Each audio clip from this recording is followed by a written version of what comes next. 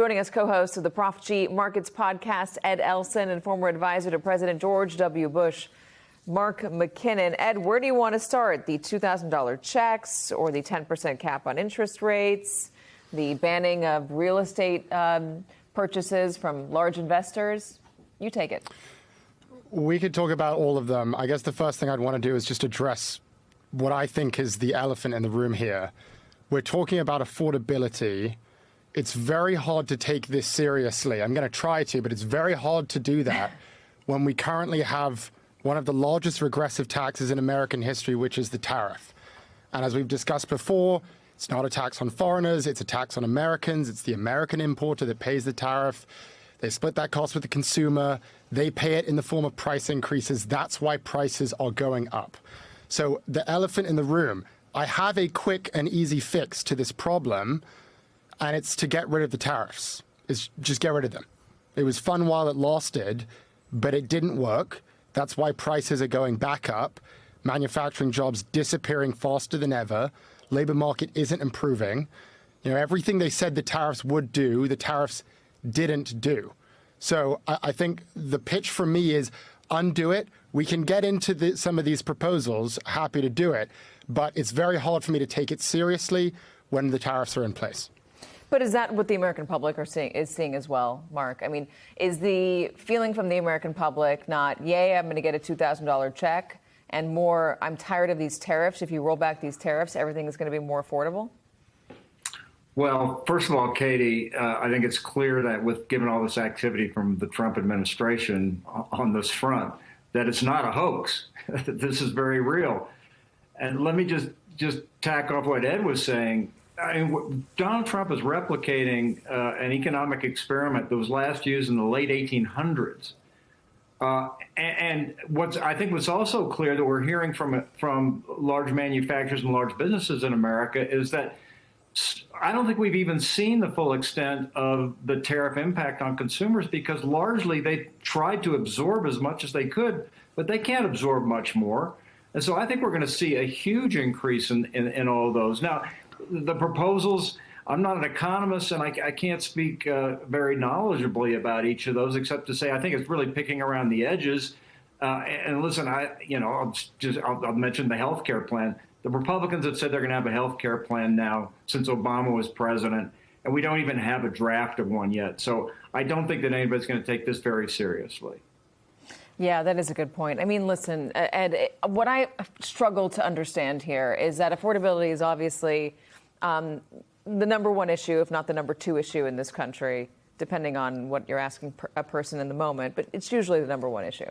And the number one way to get it done is for Congress to reassert their authority on tariffs, maybe, or for the president to realize it was a mistake, but then also to try to fix the major problem of health care and the loss of that Obamacare subsidy. It's an easy thing to fix with a vote, and Republicans who are potentially facing losing their seat are not getting behind a vote on it. I don't really understand the politics of that. The strategy doesn't make sense.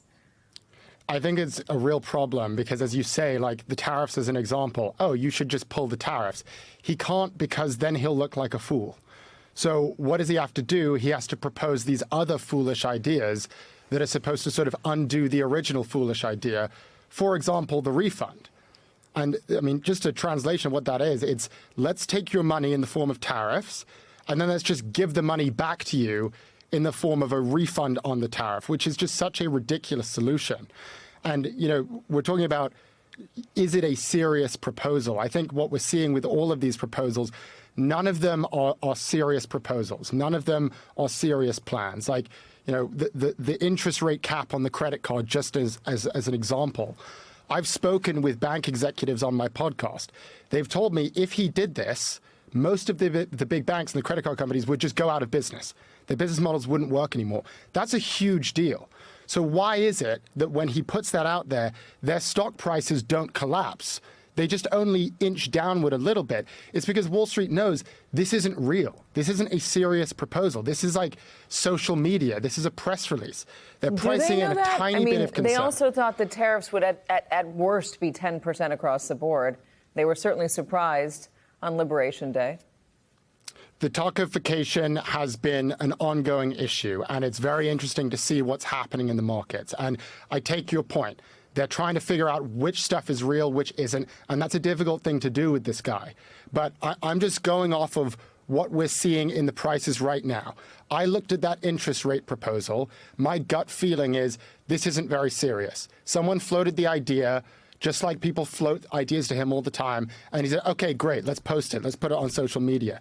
My gut reaction is this isn't real. This isn't serious. I especially feel that way given what we've seen with tariffs. All I saw was Wall Street confirm that to me.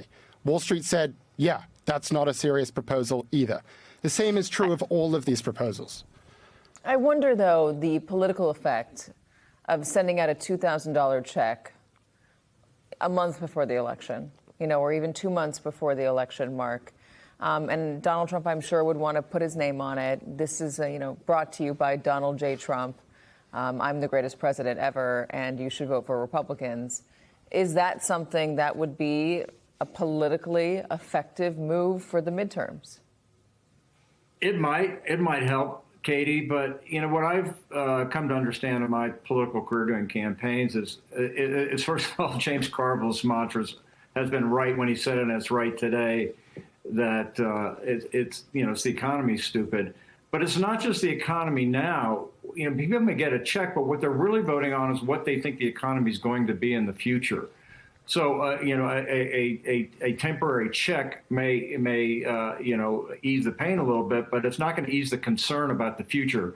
And that's what. And as long as those tariffs are in place, those concerns are going to be in place as well. All right, good point, Mark McKinnon. Always good to have you. Ed Elson, you too.